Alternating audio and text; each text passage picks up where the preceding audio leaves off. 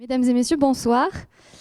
Bienvenue à ce nouveau rendez-vous qu'on est ravis de vous proposer dans le cadre de l'Unipop de Ville-en-Ville. Alors ce soir, petite particularité, notre invitée n'a pas pu être présente physiquement avec nous à Pessac, donc elle interviendra à distance en visioconférence. Voilà, mais je suis néanmoins évidemment ravie de vous présenter donc celle qui va être notre guide à travers le sujet de ce soir, et je la remercie infiniment d'avoir, malgré la distance, fait en sorte d'assurer par le biais de Zoom cette conférence. Bonsoir Sarah Atuel. Ah,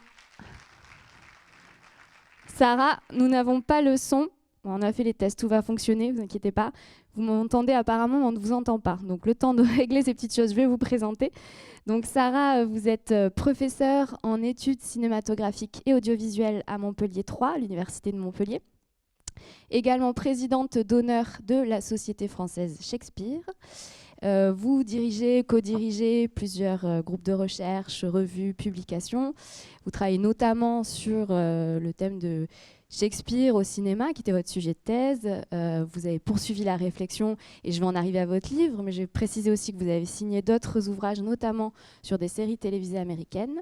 Et vous avez donc fait paraître l'année dernière ce livre que j'ai là, L'écran shakespearien, aux éditions Rouge Profond, ouvrage remarqué et remarquable qui nous a donc donné l'envie de vous solliciter pour assurer cette conférence ce soir. Et en espérant que le son soit revenu, je vais donc laisser la parole à Sarah Atuel. Bonsoir, rebonsoir. Non, ça ne fonctionne toujours pas. Bien. Alors, on va faire quelques petites minutes quelques secondes de pause de réglage. Je suis sûre que ça va arriver très vite puisque tout fonctionnait très bien il y a quelques heures. Donc voilà, je vous demande une petite minute de patience et je vous remercie à tous en tout cas. Très bonne soirée. Oui, c'est bon. Merci à tout le monde. Je suis ravie également d'être parmi vous, même en visio. Et nous allons pouvoir commencer tout d'abord avec une brève histoire de Shakespeare à l'écran. Si on le compare à la scène élisabéthaine du temps de Shakespeare, le cinéma présente quelques points communs, mais surtout de très grandes différences. Il se rapproche de la scène nue du théâtre de la Renaissance par la fluidité avec laquelle s'enchaînent les séquences. Un film, comme une mise en scène au temps de Shakespeare, peut passer rapidement d'une scène se déroulant sur un champ de bataille à un entretien à huis clos à l'intérieur d'un palais. Cependant, l'esthétique cinématographique s'éloigne profondément du théâtre public élisabétain par l'absence d'interaction physique entre les acteurs et le public, et par le degré élevé de réalisme que le cinéma peut atteindre. La disposition du public est de plus radicalement différente. Alors que l'architecture du théâtre élisabétain permet aux spectateurs de voir l'action sous des angles différents, le cinéma présente une perspective frontale unique et, par le biais du montage, propose lui-même les angles sous lesquels l'action doit être vue. 4 ans seulement après l'invention du cinématographe, Herbert Barbamtree, acteur-producteur de l'époque victorienne, est le premier à filmer une pièce de Shakespeare. En 1899, il enregistre 4 scènes du roi Jean dans son propre théâtre. Shakespeare ne va plus quitter les écrans à partir de ce moment-là. Shakespeare est en fait le dramaturge qui a inspiré le plus d'adaptations filmiques au monde. En réalisant une simple recherche sur la base de données IMDb, Internet Movie Database, on s'aperçoit qu'il est crédité comme scénariste de 1537 films. À titre de comparaison, pour vous donner un ordre d'idée, Tchekhov est crédité de 560 films, Dickens de 424, Edgar Allan Poe de 395, Alexandre Dumas 297, Victor Hugo 216, Balzac 206, Jules Verne 175, Zola 111, Jane Austen 87 et Homère 53. Seule la Bible concurrence et dépasse de peu Shakespeare avec 1600 mentions environ. Bien qu'indicatif, ce chiffre nous donne une idée de l'ampleur de la présence shakespearienne dans la production filmique mondiale. Si le théoricien du cinéma Sergei Eisenstein voit Shakespeare comme l'inventeur du montage parallèle, à travers les alternances de scènes comiques et tragiques qu'on trouve dans son théâtre, ou bien des alternances de scènes de cours et de scènes de bataille, bien, les adaptations des pièces de Shakespeare ont conduit les critiques et théoriciens, comme André Bazin ou Stanley Cavell, à penser les relations entre le théâtre et le cinéma. Shakespeare a en fait nourri le cinéma d'une manière inégalée, agissant comme une nappe souterraine, irriguant les films d'une manière assez inégalée, même quand la citation n'est pas explicite ou revendiquée.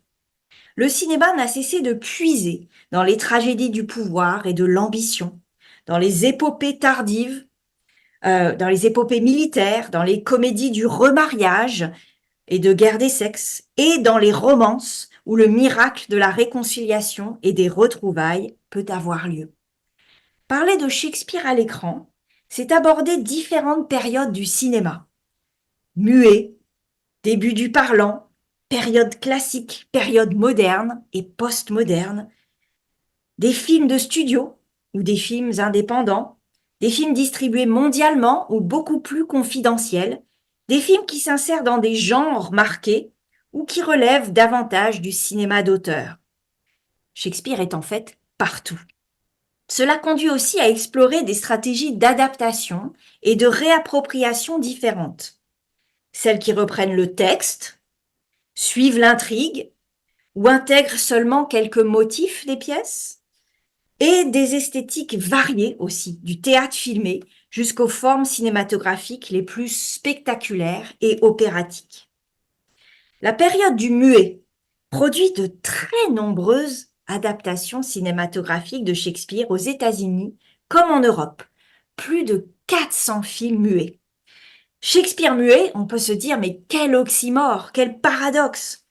Mais avec l'apparition du parlant, le nombre d'adaptations a diminué sensiblement.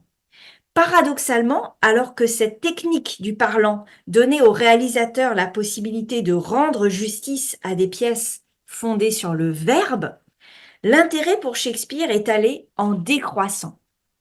2 raisons peuvent expliquer ce phénomène. La première est liée à l'histoire du cinéma.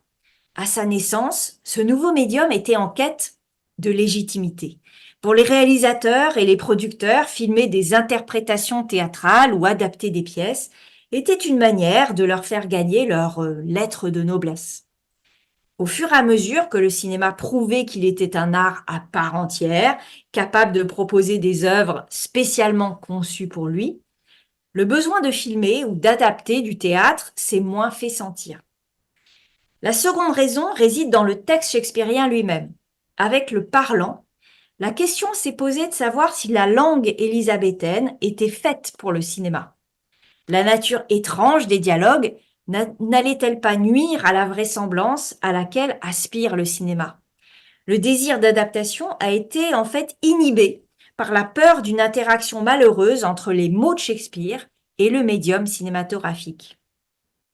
Le premier film shakespearien parlant est une adaptation de La Mégère apprivoisée, filmé en 1929 avec Mary Pickford et Douglas Fairbanks dans les rôles de Katharina et de Petruchio. Sa fidélité au texte de Shakespeare est toute relative. Le film est en effet célèbre pour l'ajout de répliques écrites par un certain Sam Taylor ou empruntées à l'adaptation écrite par David Garrick au XVIIIe siècle, qui s'intitulait Catherine and Petruchio. Les producteurs ont jugé ces répliques plus naturelles, plus crédibles et donc plus adaptées au cinéma.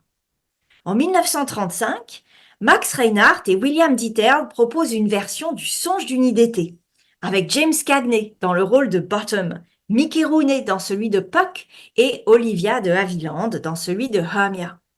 Le film s'approprie la symphonie de Félix Mendelssohn comme bande musicale et insiste sur les aspects magiques de la pièce.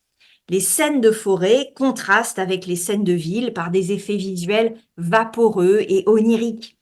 Des fées transparentes dansent sur les nuages et Puck prend toutes les formes, devenant tour à tour chien, sanglier et même une petite flamme, un feu follet qui se déplace à la vitesse de l'éclair. Donc on voit comment cette adaptation va prendre à bras-le-corps tous les effets spéciaux rendus possibles par le cinéma. Un an plus tard, George Cukor adapte Roméo et Juliette avec Leslie Howard et Norma Shearer dans les rôles titres. L'utilisation de gros plans isole les amants des autres personnages et l'alternance des plans sur les deux visages construit une complicité amoureuse du regard. Le Henri V de Laurence Olivier, sorti sur les écrans en 1944 à la veille du débarquement des Alliés en France, est le premier film shakespearien à être tourné en couleur. Le film inclut à la fois des scènes aux décors théâtraux et des séquences cinématographiques filmées en plein air, comme la bataille d'Azincourt à la fin du film, moment digne d'un véritable western hollywoodien. Olivier adapte également Hamlet en 1948 et Richard III en 1955. Deux films qui mêlent encore mise en scène théâtrale avec des plans continus et des décors un peu artificiels et une réalisation cinématographique avec des déplacements de caméra, des changements de focale. Joseph Mankiewicz alterne lui aussi ces deux modes dans son adaptation de Jules César en 1953 avec Marlon Brando dans le rôle de Marc-Antoine. Le médium cinématographique permet de réaliser des séquences de foule très impressionnantes, à la manière d'un véritable péplum hollywoodien. Mais certaines scènes de dialogue relèvent d'une approche beaucoup plus théâtrale et intime. La caméra est alors peu mobile et le nombre de plans se réduit. Cependant, si Olivier part d'une mise en scène théâtrale et tente de la rendre cinématographique par moments, Mankiewicz essaye, lui, au contraire, de brider son style cinématographique par peur de trahir la pièce. On peut dire que Olivier a l'air de craindre qu'il n'y ait pas assez de cinéma dans son théâtre, alors que Mankiewicz a peur qu'il n'y ait pas assez de théâtre dans son cinéma. Orson Welles ne semble pas avoir ce genre de complexe. Orson Welles opte pour une approche résolument cinématographique dans ses trois adaptations shakespeariennes, Macbeth en 1948, Othello en 1952, que vous allez probablement voir ce soir, et Falstaff, titre original Chimes at Midnight en 1965, qui s'inspire principalement des deux parties d'Henri IV et des joyeuses commères de Windsor. En fait, pour Falstaff, Orson Welles va s'inspirer de trois pièces de Shakespeare et va les remanier. Welles coupe le texte, transforme les vers en prose, change l'ordre des scènes, raréfie les soliloques et démembre les répliques pour les répartir entre plusieurs personnages. Welles construit en fait des textes nouveaux et les adapte à un style cinématographique très personnel, marqué par un montage rapide, des jeux de clair-obscur, des plans obliques, des plongées contre-plongées prononcées, et une profondeur de champ importante, c'est-à-dire une grande zone de netteté à l'avant et à l'arrière du point précis où l'opérateur effectue la mise au point. La stratégie d'adaptation choisie par Welles se fonde avant tout sur l'association métaphorique, créant des connexions entre des éléments textuels et des éléments visuels. Dans Othello, par exemple, la métaphore du filet et du piège court tout au long du film. Des jeux d'ombre et de lumière projettent un quadrillage sur le visage d'Othello ou de Iago, qui sont vus sous les croisillons d'un treillis, par exemple. Et Desdémone est également montré à travers le grillage d'une fenêtre en fer forgé. Le public est appelé à faire le lien avec l'objectif de Iago, qui a été déjà énoncé dans la pièce. Celui-ci a dévoilé son projet d'utiliser Desdémone pour prendre tous ses ennemis dans un filet. Il nous dit And out of her own goodness make the net that shall enmesh them all. Et de sa bonté, je ferai le filet où tous viendront se prendre. Et ce filet se retrouve à l'écran dans tous ses motifs. À partir des années 1950, apparaissent des modes d'adaptation très divers. Certains réalisateurs privilégient les décors, les reconstitutions historiques et l'illustration littérale. D'autres transposent les pièces dans un temps et un espace atypiques, tout en préférant les associations métaphoriques. Certains, enfin, adoptent une vision d'avant-garde et cessent d'insister sur la logique de l'intrigue. Franco Zeffirelli, lui, qui a commencé sa carrière comme décorateur de théâtre, accorde une importance toute particulière à l'environnement dans lequel se déroule l'action, ainsi qu'à la création d'un univers naturaliste. La Mégère apprivoisée, qu'il réalise en 1966 avec Elizabeth Taylor et Richard Burton dans les rôles principaux, s'attarde sur l'activité trépidante, tant sociale que commerciale, qui règne dans la cité de Padoue. Zeffirelli crée deux labyrinthes, l'un à l'extérieur, les ruelles de Padoue, l'autre à l'intérieur, la maison de Kate. Et le décor devient aussi signifiant que les protagonistes de l'histoire, fournissant une série d'obstacles physiques à la séduction lorsque Petruchio poursuit Katharina.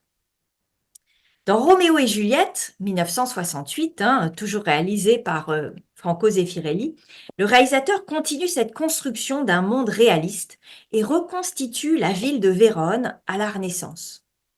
En 1990, il situe Hamlet au XIIe siècle, suivant en cela la légende du prince Hamlet contée par Saxo Grammaticus. Bien avant que la pièce de Shakespeare soit écrite, il y a des légendes scandinaves et en fait, Zeffirelli revient à ses sources premières. Elseneur est un véritable château médiéval, situé en réalité non pas au Danemark mais en Écosse, dont les remparts et les intérieurs ne sont pas sans rappeler l'atmosphère claustrophobe du Hamlet réalisé par Laurence Olivier quelques années plus tôt. Des illustrations littérales viennent remplacer des pans entiers du texte, donc il y a beaucoup de coupes dans ce Hamlet. Par exemple, le récit que fait Ophélie à Polonius sur la visite d'Hamlet dans sa chambre est supprimé pour laisser place à la visite elle-même que l'on voit à l'écran.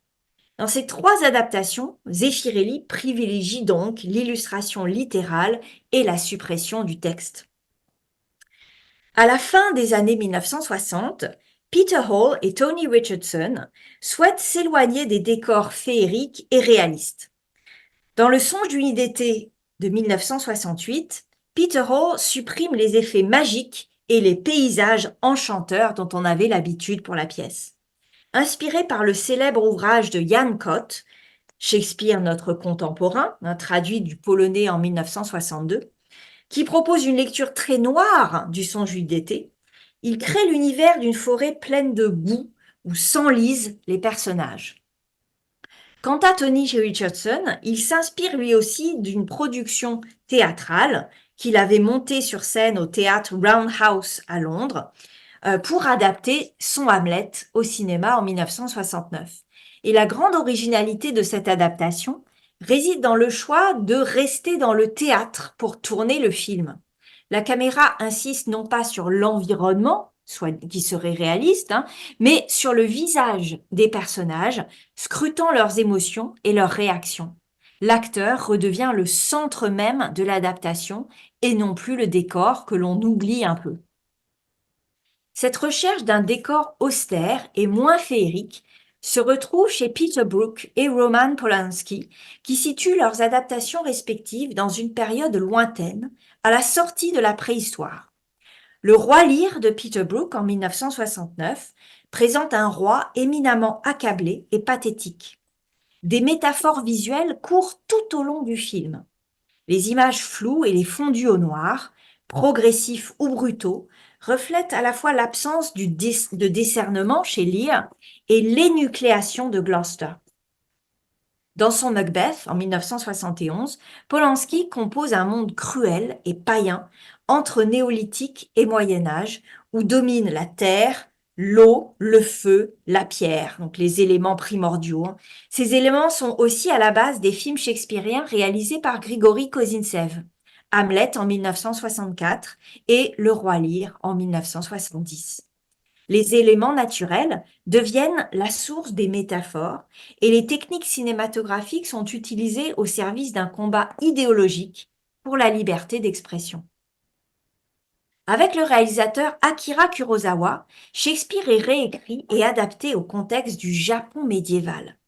En 1957, le château de l'araignée ne conserve que l'intrigue de Macbeth pour construire un univers surnaturel où tout repère est supprimé par des effets de brouillard et de labyrinthe. En 1985, Ran, inspiré du roi Lear, est une adaptation tout aussi libre. Les filles du roi sont remplacées par des fils et des scènes montrent les guerriers samouraïs s'affrontant dans des combats violents et sanglants au milieu de plaines infinies et d'incendies. En 1979, sont brouillés non seulement les repères des personnages, mais aussi ceux des spectateurs.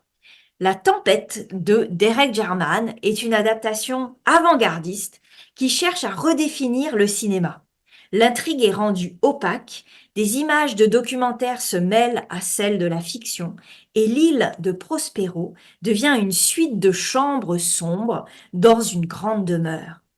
Le public perd tout sens de l'orientation et assiste à la transformation de chaque chambre en une composition picturale très bien agencée et quasi immobile. La magie du cinéma est remplacée par l'élaboration de tableaux visuels devant la caméra. Dans les années 1970 et 1980, les adaptations cinématographiques de Shakespeare sont rares et relativement éloignées des textes originaux.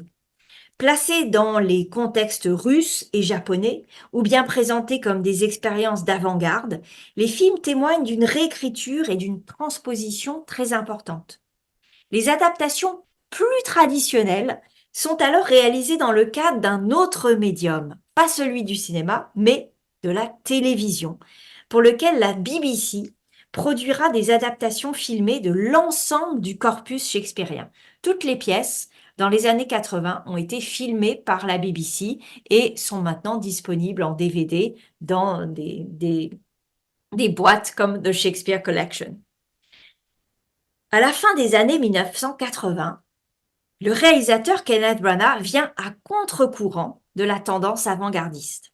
Il réalise Henri V en 1989, Beaucoup de bruit pour rien en 1993, Hamlet en 1996, Peine d'amour perdue en 2000 et Comme il vous plaira en 2006, dans un but avoué, celui de présenter Shakespeare d'une manière populaire et accessible.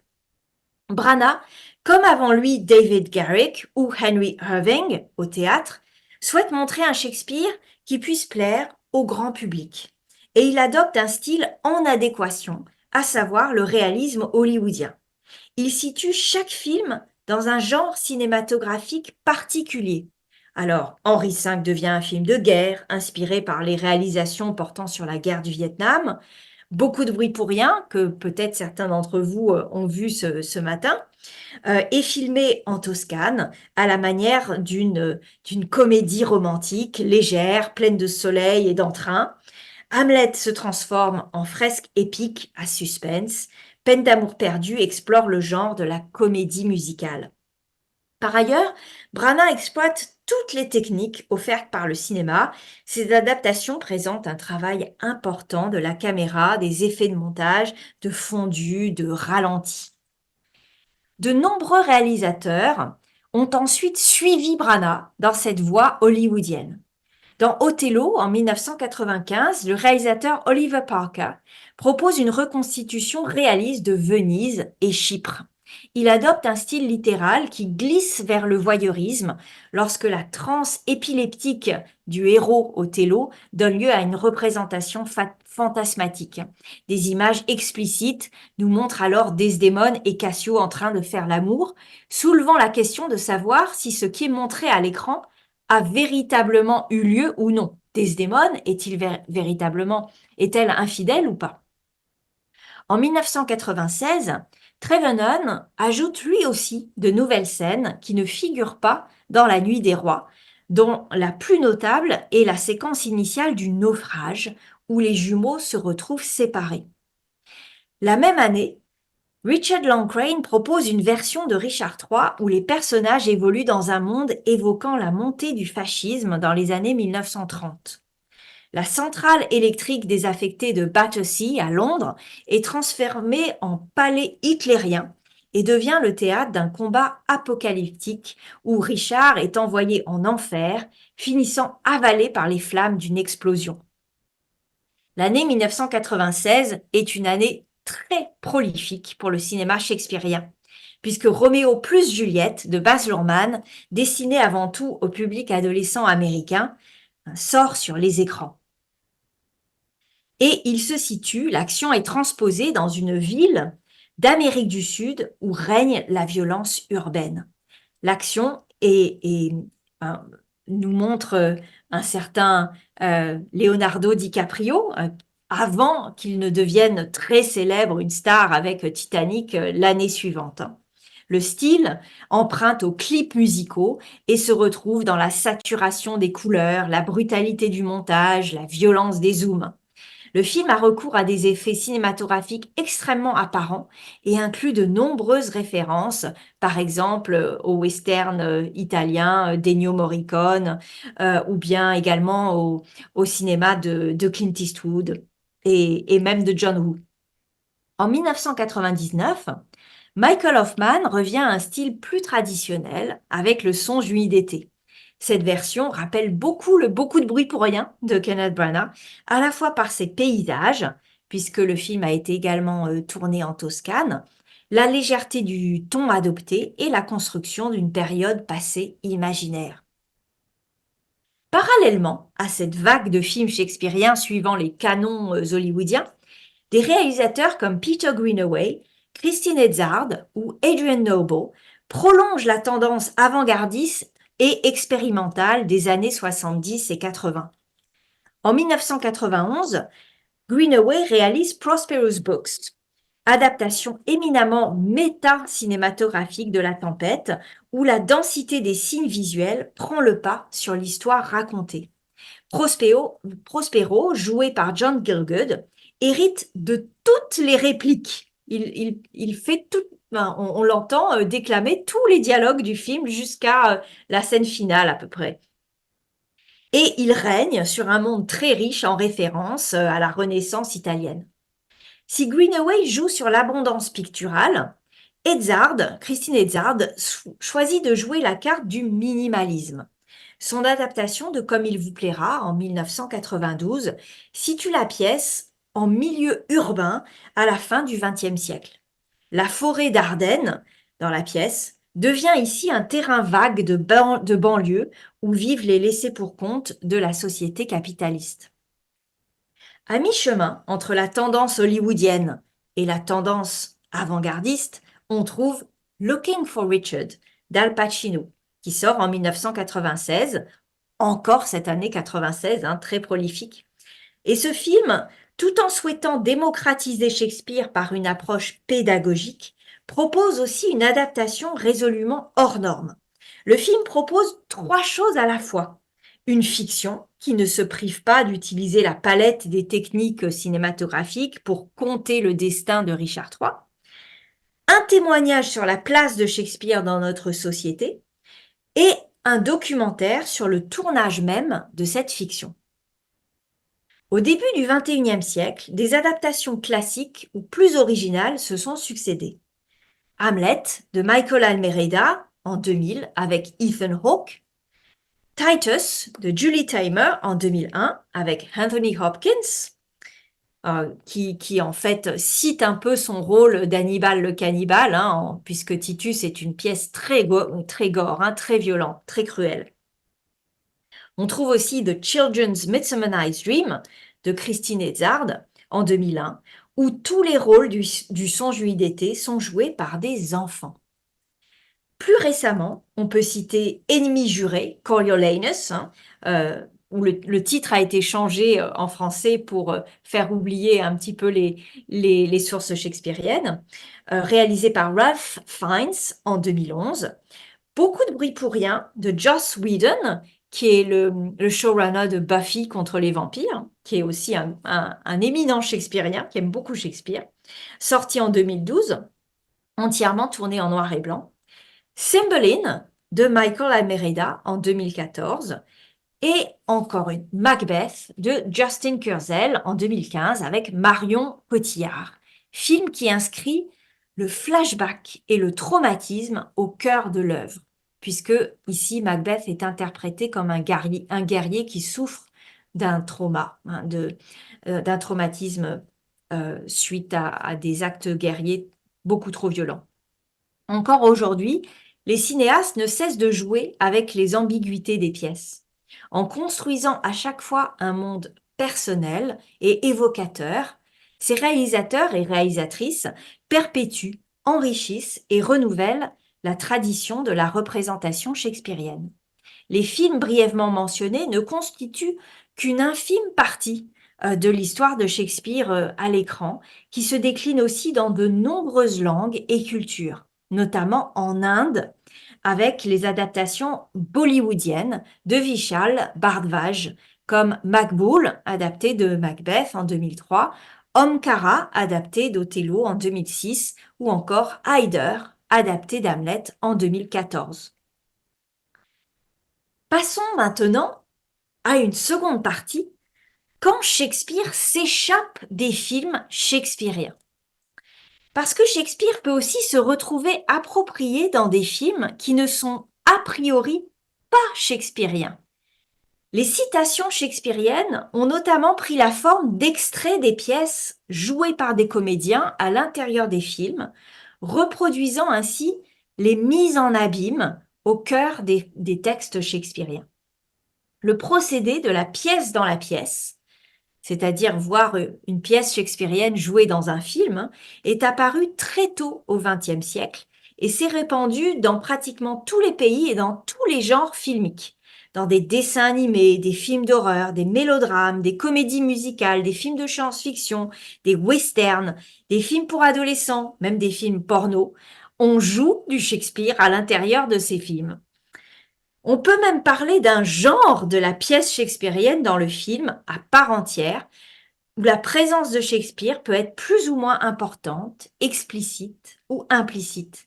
Des scènes d'une pièce shakespearienne peuvent être insérées pour faire écho à l'intrigue du film dans son ensemble et en produire une allégorie en miniature.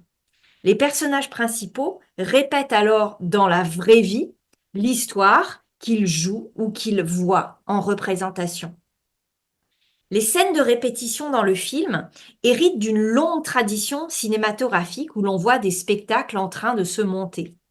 Dans le film Au beau milieu de l'hiver, In the Bleak Midwinter, réalisé par Kenneth Branagh en 1995, un groupe d'acteurs amateurs monte Hamlet dans une église désaffectée. Dans Shakespeare in Love, réalisé par John Madden en 1998, un jeune Shakespeare compose et joue dans Roméo et Juliette alors qu'il ressent lui-même les affres de l'amour et vit lui-même la scène du balcon. Dans ces films, le monde de la scène et le monde des coulisses se répondent et se brouillent. Les acteurs explorent leur passé et leurs émotions pour préparer au mieux leur rôle, tandis que jouer leur rôle les aide à résoudre leurs problèmes personnels. La culture populaire anglophone s'est dans une certaine mesure construite avec Shakespeare, mais aussi contre lui. Shakespeare peut en effet devenir le signe de l'altérité par excellence et même de l'élitisme. La relation entre Shakespeare et la culture populaire ne va pas de soi, tant le dramaturge incarne la culture dite savante. Leurs interactions peuvent être combattues, dénigrées ou ignorées, à la fois par celles ou ceux qui pensent que la culture commerciale de masse menace la belle culture établie, et par celles et ceux qui considèrent la culture populaire comme véritable émanation du peuple et comme alternative progressiste face à un corpus réputé élitiste et conservateur, que serait le canon shakespearien. Le canon pourrait représenter en fait les institutions académiques, théâtrales, qui seraient figées et bourgeoise.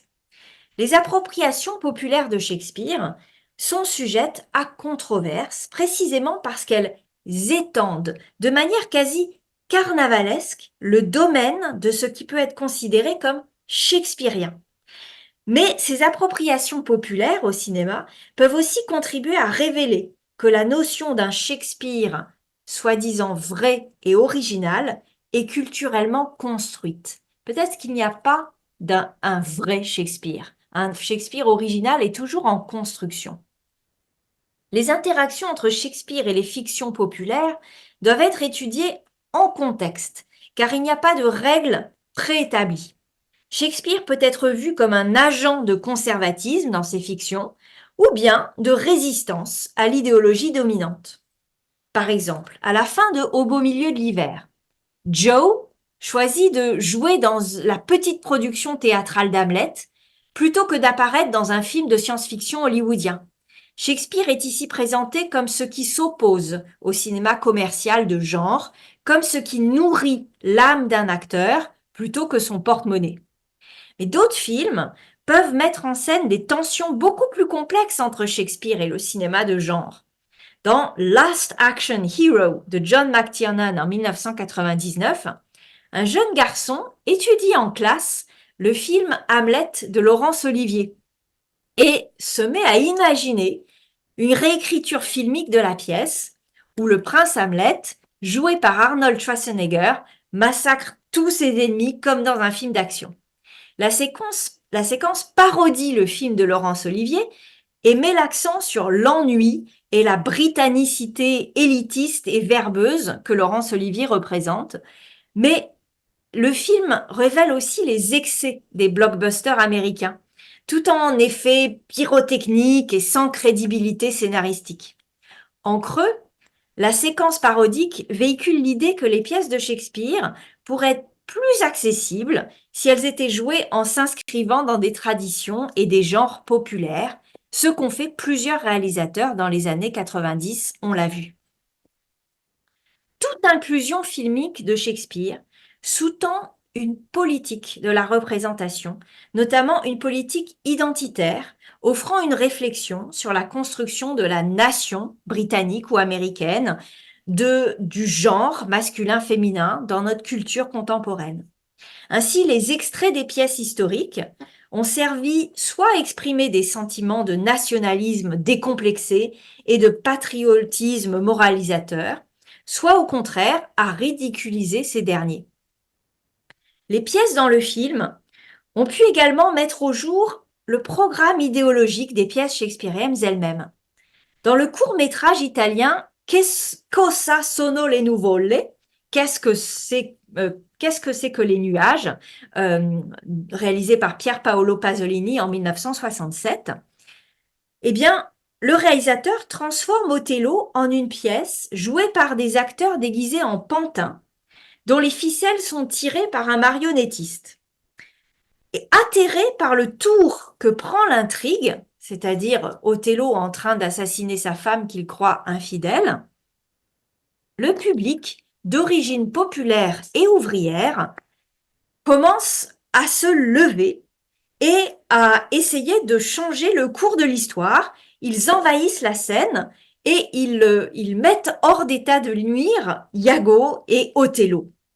Et là, on voit que Pasolini met en tension le discours qui fait normalement autorité, la pièce de Shakespeare qui fait autorité, et il met en scène une résistance idéologique qui peut s'organiser face à lui. Le sous-texte patriarcal, à la limite raciste et masochiste de la pièce, est littéralement battu en brèche par le public. Les appropriations de Shakespeare par la culture populaire ne sont donc pas toutes des hommages à leur source. Dans le cercle des poètes disparus, Dead Poets Society, réalisé par Peter Weir en 1989 et qui en ce moment qui revient d'actualité parce qu'il est en train d'être joué au théâtre à Paris en ce moment.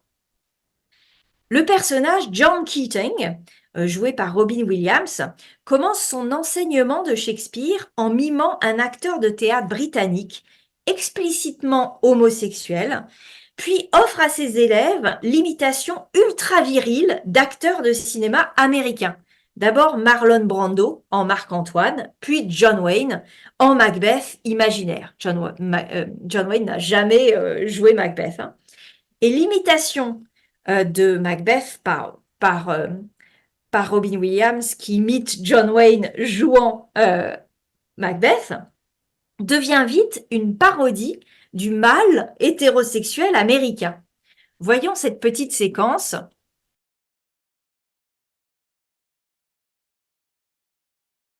On voit ici comment Shakespeare est d'abord codé comme gay, puis est adapté à la norme hétérosexuelle. On voit aussi comment on passe d'un Shakespeare britannique à un Shakespeare américanisé.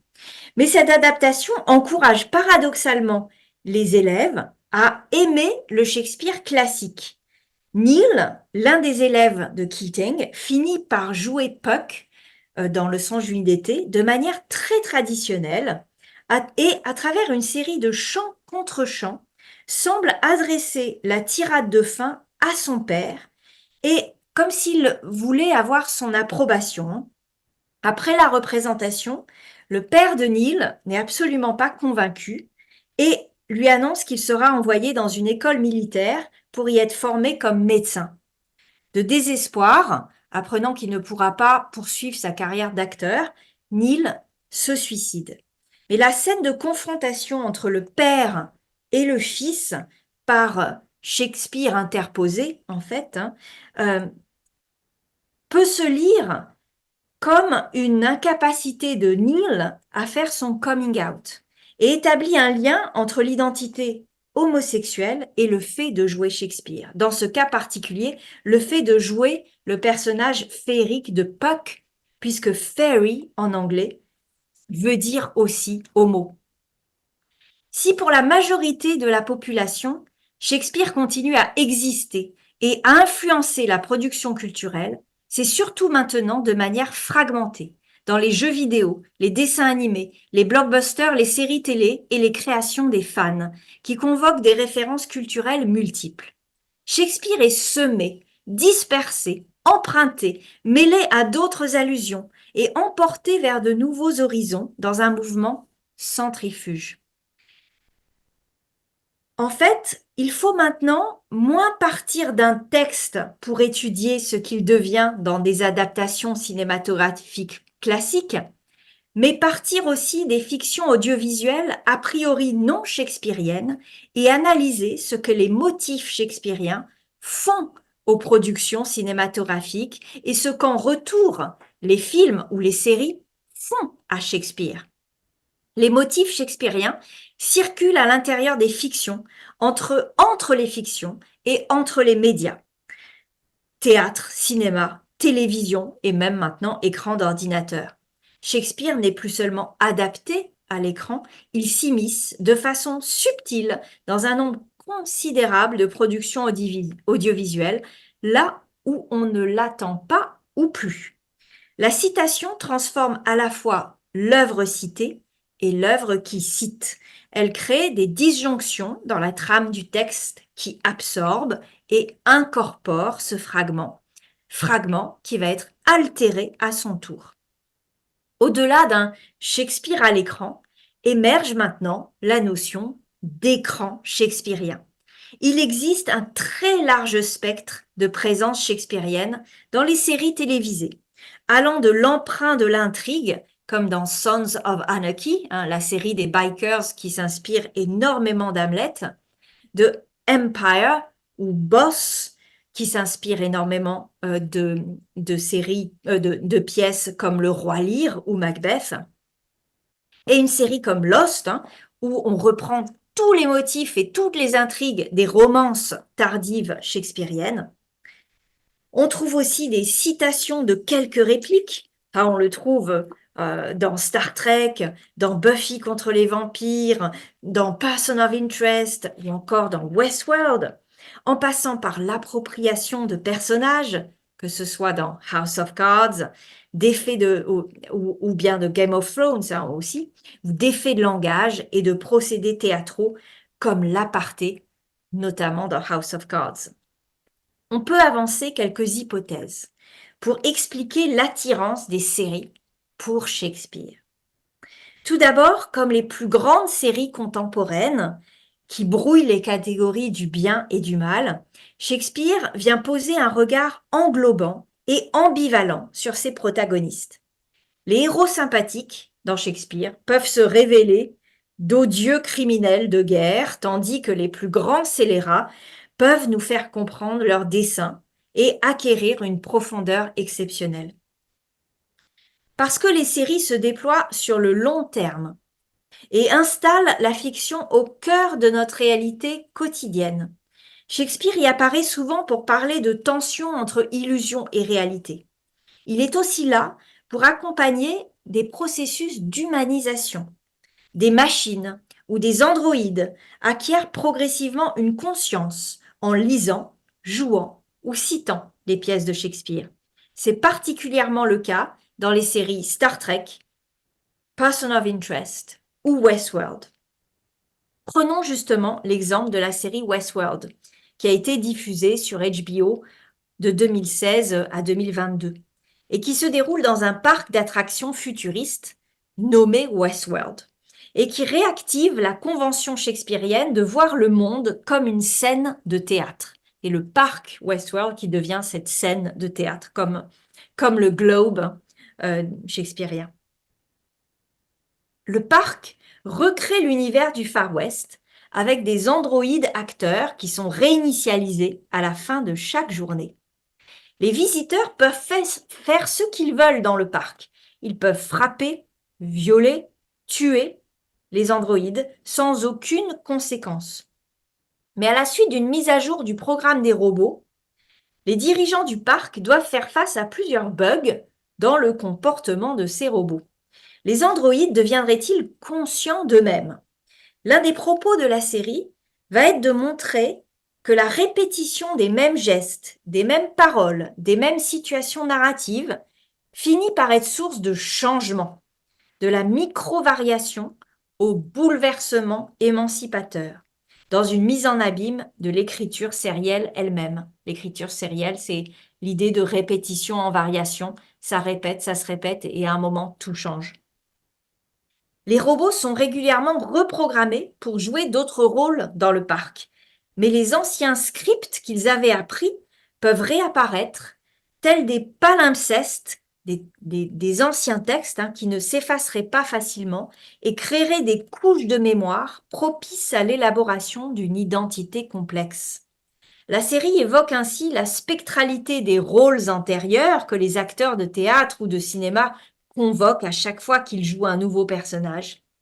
C'est à travers la boucle itérative que le programme des robots se met à évoluer et à acquérir une conscience de lui-même. Et cela va se produire grâce à Shakespeare, dont la résurgence spectrale fait écho à la fois à la ressuscitation des androïdes et à la logique de la reprise sérielle. Dans le premier épisode de la série, un anthropoïde qui semble défaillant se met ainsi à s'exprimer en mélangeant des bribes du Roi Lear, de la Tempête, de Roméo et Juliette et de la seconde partie d'Henri IV. Je vous laisse voir cet extrait.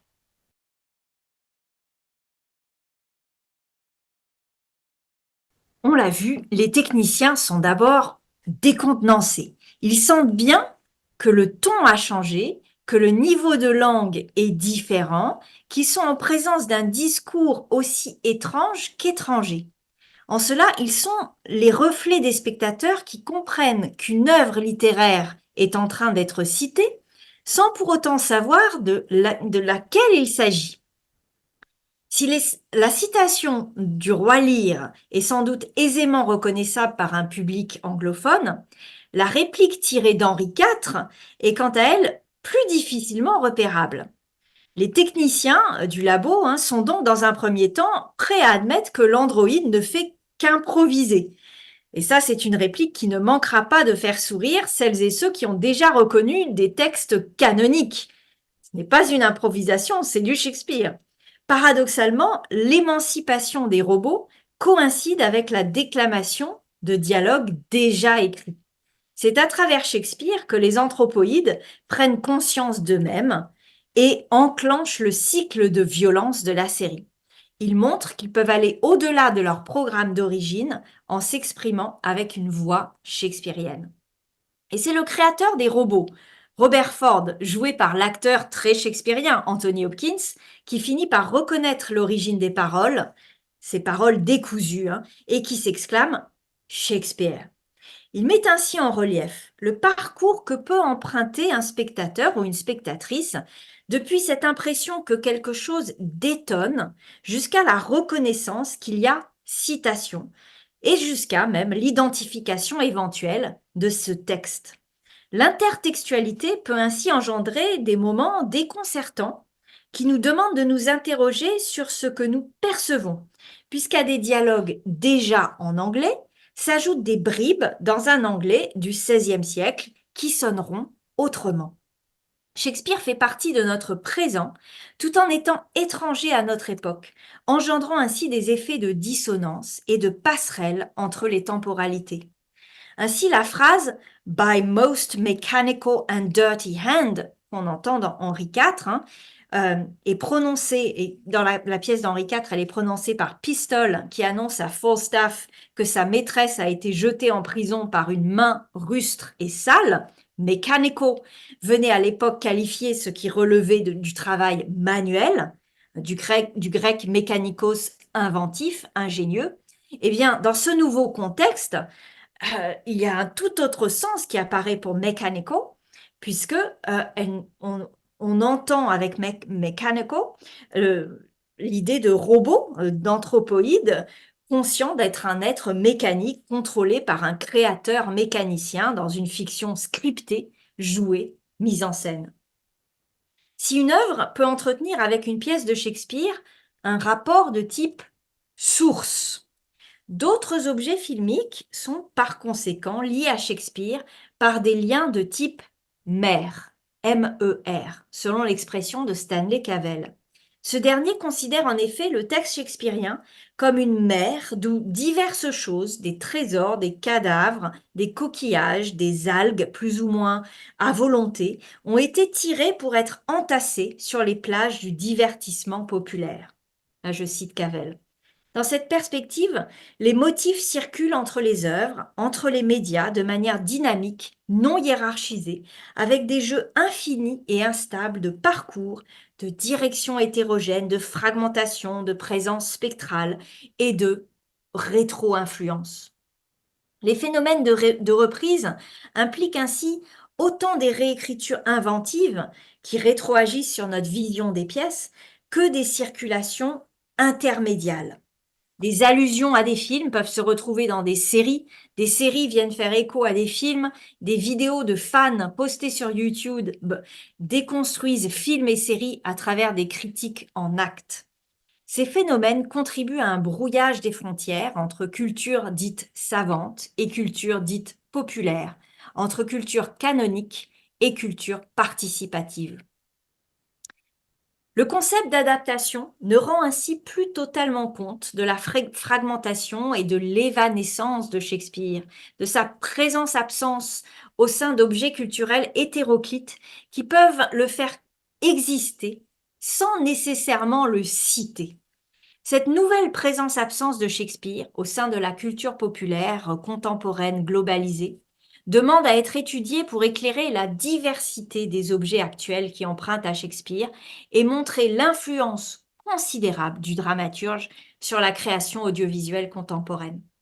Les interactions entre Shakespeare et les fictions populaires doivent être toujours analysées en contexte, on l'a vu, car il n'y a pas de règles préétablies. Shakespeare peut être vu comme un agent de conservatisme ou bien de résistance. Chaque fiction devra être comprise dans son double environnement de production et de réception, à la fois potentiellement conservateur et subversif. Les extraits shakespeariens légitiment l'autorité de Shakespeare et le capital culturel qu'il représente, tout autant qu'ils les contestent.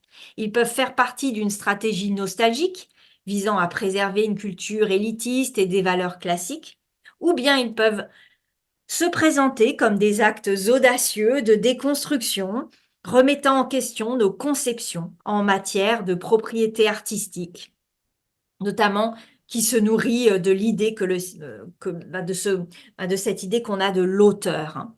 Le matériau shakespearien oscille entre visibilité et invisibilité, mémoire et oubli, et devient un véritable catalyseur culturel qui entoure ces pièces, qui est un creuset de pouvoir symbolique et de connaissances, tout en mettant au défi l'autorité culturelle. L'œuvre de Shakespeare a été adaptée, fragmentée et disséminée parce qu'elle est elle-même fondée sur une culture de l'emprunt. Et ça, c'est très important à garder en mémoire, hein. Shakespeare empruntait lui-même énormément. C'est ce que ne cesse de clamer parfois de manière comique et ironique des séries comme Doctor Who, notamment dans l'épisode The Shakespeare Code, diffusé en 2007. Shakespeare y est dépeint comme un personnage qui se sert de toutes sortes de sources lui-même pour composer ses pièces. Et euh, il s'inspire, on le voit aussi s'inspirer de ce que lui souffle un acteur. Et Shakespeare compose son script grâce à un visiteur du futur, comme si en fait euh, les pièces étaient dans un hors-temps et qu'elles avaient toujours existé dans une boucle temporelle. Certaines fictions audiovisuelles font un effet comme si les pièces de Shakespeare préexistaient à elles-mêmes, elles auraient toujours été déjà là. Cette idée de boucle temporelle peut tout à fait s'appliquer aux films adaptés de Shakespeare. Parce que Shakespeare a fait très tôt l'objet de nombreuses adaptations filmiques, 4 ans seulement, on l'a vu, après l'invention du cinématographe, puis pendant toute la période du muet, il a contribué à construire et à stabiliser les genres cinématographiques, que ceux-ci soient fondés sur l'audience ciblée, film pour la jeunesse, pour adolescents, pour un public féminin ou masculin, que ceux-ci soient fondés sur des situations ou localisations spécifiques, comme le western ou le thriller, sur certains types de personnages, films de gangsters, de mafieux, de super-héros, ou sur des techniques cinématographiques, cinéma d'animation, expressionnisme, ou sur la présence de chants et de danse, par exemple la comédie musicale. Les pièces de Shakespeare présentant des traits génériques qui ont participé, à travers leurs adaptations filmiques, à produire et fixer les genres au cinéma chez les artistes, les critiques et le public, ont forcément, en fait, créé ces genres. Et on peut ainsi voir une forte affinité entre la pièce Hamlet et le film de KPDP, entre la pièce Macbeth et ce qui est devenu le film noir, entre Roméo et Juliette et ce qui est devenu la tragédie romantique, entre Henri V et le film de guerre, entre Antoine et Cléopâtre et le péplum. Plus on avance dans l'histoire du cinéma, plus les films shakespeariens ont été influencés par les genres qu'ils ont eux-mêmes participé à créer dans une forme fructueuse de rétro-influence. Et c'est le défi qu'a tenté de relever Kenneth Branagh en réalisant toutes ces adaptations shakespeariennes à la manière des films de guerre hollywoodiens, ou bien des comédies romantiques, ou bien des thrillers épiques et des comédies musicales, on l'a vu avec Peine d'amour perdue. La boucle est en fait bouclée. Shakespeare, les pièces de Shakespeare ont contribué à fixer les genres, à construire les genres au cinéma, et ensuite les réalisateurs qui ont voulu adapter Shakespeare à l'écran se sont emparés de ces mêmes genres. Grâce aux films, aux séries et aux vidéos postées sur Internet, Shakespeare continue à vivre, à rester pertinent sur le plan culturel, à toucher de nouveaux publics, que ce soit à travers des adaptations, des citations, des reprises plus ou moins diffuses du modèle narratif et réflexif du dramaturge. En retour, les productions audiovisuelles ont convoqué les mots et intrigues du dramaturge pour bénéficier de son aura, de son prestige, transformant sans cesse ce que l'on entend par Shakespeare et shakespearien. Il y a ainsi un devenir audiovisuel des pièces, tout autant qu'un devenir shakespearien des écrans. Et si vous avez été intéressé par cette conférence, ben, vous pourrez lire beaucoup plus de détails et de précisions dans l'ouvrage L'écran shakespearien qui est paru en 2022 chez l'éditeur Rouge Profond. Eh ben, merci beaucoup pour votre attention et j'espère que cela vous a intéressé. Et si vous avez des questions, je suis toute prête à y répondre. Alors, bonjour. Bonjour. Déjà, bravo pour votre présentation parce que déjà, je suis fan de Shakespeare et... Ah, merci. Pardon, il faut que je me rapproche du micro. Voilà. Merci pour votre présentation. Et j'aime beaucoup le film de Kenneth Branagh concernant Hamlet. Et je voulais savoir, vous dites que c'est un thriller, mais en quoi vraiment c'est un thriller? Parce que perso, je le considère plus comme un spectacle tel Les Dix Commandements ou Autant n'emporte le vent. Donc en quoi on peut le considérer Pardon. En quoi on peut le considérer comme un thriller? Alors, vous avez raison, c'est aussi une épopée, hein, c'est aussi un film épique à la manière de David Lean. Même, c'est vrai que Kenneth Branagh s'était beaucoup inspiré du docteur Zhivago, et c'est pour ça qu'il avait situé son Hamlet dans des plaines enneigées, avec le palais de Blenheim Palace qui avait servi de décor pour Elseneur et qu'il avait voulu mettre de la neige artificielle pour s'inspirer des épopées de David Lean. Mais on peut dire aussi que c'est un thriller et même une histoire de fantôme avec notamment toutes ces courses-poursuites et c'est qu'il a intégré quand le fantôme apparaît et il a voulu en fait créer beaucoup de suspense par rapport à l'apparition du fantôme, par rapport au combat de cap et d'épée à la fin.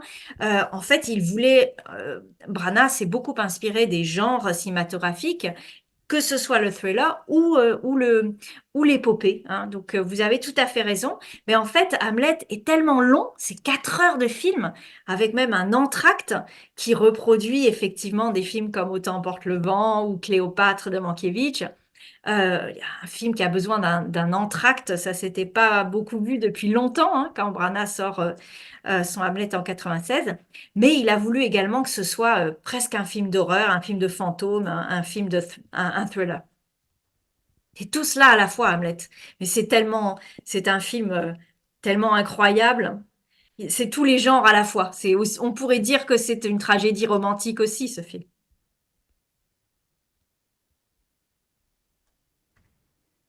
Alors, j'ai juste une question qui pourrait nous occuper longtemps. Vous avez conclu votre intervention en disant que Shakespeare continue à avoir de l'influence dans le cinéma et dans l'audiovisuel. Peut-on considérer qu'il en est de même dans la littérature?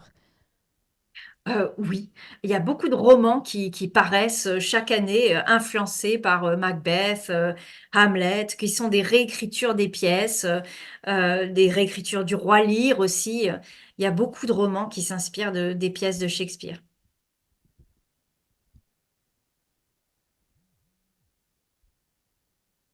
Alors moi, je suis spécialiste de cinéma et d'audiovisuel, donc c'est pour ça que je vous ai fait une conférence sur la présence shakespearienne dans l'audiovisuel, mais dans la littérature, sa présence est, est, est tout à fait considérable aussi. J'ai reçu une question qui fait allusion à la fameuse polémique. Est-ce que Shakespeare a vraiment vécu? Oui, il a vraiment vécu. Il a vraiment vécu et tous les experts véritables de Shakespeare vous diront que Shakespeare est bel et bien Shakespeare. C'est bien lui l'auteur des pièces. Mais ça aussi, c'est un thème qui continue à... Oui, mais en fait, il y a une manière de désamorcer tout de suite ces rumeurs, parce que ça fait un petit peu théorie du complot quand même, quand on dit Shakespeare n'est pas l'auteur de ces pièces. Une, une, Ce qu'il faut répondre à ça, c'est que jusqu'au milieu du 19e siècle, hein, donc jusqu'à 1850, personne ne remettait en question l'idée que Shakespeare avait bien écrit ses pièces. C'est à partir du romantisme, en fait, où l'idée de l'auteur a pris autant d'importance qu'il y a certaines personnes qui ont voulu, soi-disant, enquêter et se faire des films sur qui aurait pu créer Shakespeare et les pièces de Shakespeare. Parce qu'en fait, à la base, il y a en fait l'idée qu'un simple fils de commerçant, un simple fils de gantier, ne pouvait pas écrire ces pièces extraordinaires qui parlent de rois, de reines, d'histoire. Et donc, il y a un gros préjugé de classe sociale. On ne peut pas imaginer qu'un homme issu du peuple a pu écrire ces pièces magnifiques. Eh bien, pourtant, oui. Et pendant Shakespeare meurt euh, en 1613, et de 1613 à 1850, il n'y a aucune polémique sur le fait que c'est bien lui qui a écrit ces pièces. Et ça arrive à un moment de la société où on commence à avoir certains préjugés de classe. C'est bien dommage. Alors, je vous transmets un autre message. Merci pour cette conférence, c'était très intéressant. D'après vous, quelle est la meilleure adaptation de pièces au cinéma? Alors, votre choix, vous, votre préférence. Ça sera forcément très subjectif, hein. Mais en fait, je suis tombée dans la marmite shakespearienne en voyant le Henri V de Kenneth Branagh en 1991. Donc forcément, je vais dire Henri V parce que c'est un film qui a eu des conséquences incroyables sur ma vie. Je faisais des études d'économie et de gestion à Dauphine. J'ai vu ce film et puis toute ma vie a changé. Donc Vous lui avez consacré votre thèse. voilà, notamment, oui, les Ouais. adaptations de Branagh à l'écran.